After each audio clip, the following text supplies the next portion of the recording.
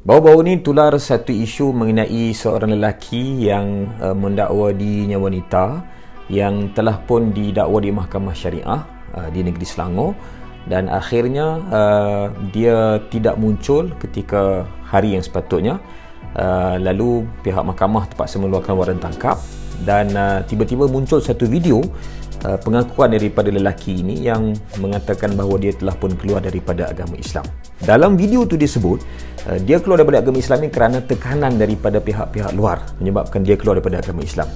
Baik, sebenarnya kalau kita perhatikan kronologi kes ini daripada awal, pihak JAKIM telah pun berusaha untuk panggil beliau bersemuka, berbincang, sesi kaunseling, termasuklah sesi pengesahan jantina secara sah, dan usaha ini telah pun bermula sejak tahun 2018 lagi. Maknanya proses itu dimulakan dengan rundingan, pertemuan, perbincangan, kaunseling, dan ia bukannya tekanan langsung. Namun setelah beberapa sekali sesi rundingan dibuat, ketika hari hendak melakukan prosedur pengesahan jantina, lelaki yang kita bincangkan ini dia tidak hadir, dan sehinggalah pihak mahkamah, pihak berkuasa agama terpaksa mengambil tindakan undang-undang dan akhirnya mendakwa beliau di mahkamah. Dan ketika hari yang sepatutnya dia hadir untuk proses perbicaraan, dia tidak hadir dan akhirnya keluar video. Baik, itulah kronologinya. Pada pandangan kami, isu ini dapat diselesaikan dengan 3 perkara. Pertama, pihak individu berkenaan perlu tampil di mahkamah melalui proses undang-undang. Kalau dia mendakwa dirinya betul, tindakannya itu betul, dia kena buktikan di mahkamah melalui proses undang-undang dan selesai.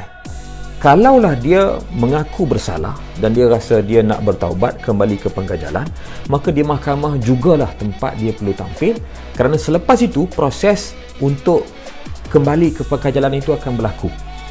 Akan ada proses kaunseling, akan ada proses pendidikan yang sepatutnya. Kerana mahkamah, tujuan didakwa di Mahkamah Syariah ini adalah untuk mendidik sebenarnya, bukan semata-mata untuk menghukum. Satu. Yang kedua, pihak SKMM perlu ambil langkah-langkah yang lebih tegas supaya individu-individu yang keliru mengenai jantina ini tidak dibenarkan ditampilkan ataupun dipaparkan di media-media sosial. Sebab kalau mereka ni muncul dalam kaca TV ataupun muncul dekat phone, dekat skrin, orang akan tengok seolah-olah benda ni dibenarkan, diizinkan, dan orang akan tiru perlakuan yang tidak betul tersebut. Dan yang ketiga, proses jangka masa panjang ialah melalui pendidikan, seawal daripada kecil, di rumah, di sekolah dan juga masyarakat. Sistem pendidikan, persekitaran pendidikan ini perlu ke arah mendidik seseorang itu supaya dia lebih mengenali siapa dirinya dan siapa Tuhan penciptanya. Dan ini adalah proses yang berterusan yang akan memberi kesan dan kefahaman kepada masyarakat bagi mengelakkan berlakunya insiden-insiden seperti yang berlaku pada hari ini. Sekian pandangan daripada kami. Assalamualaikum.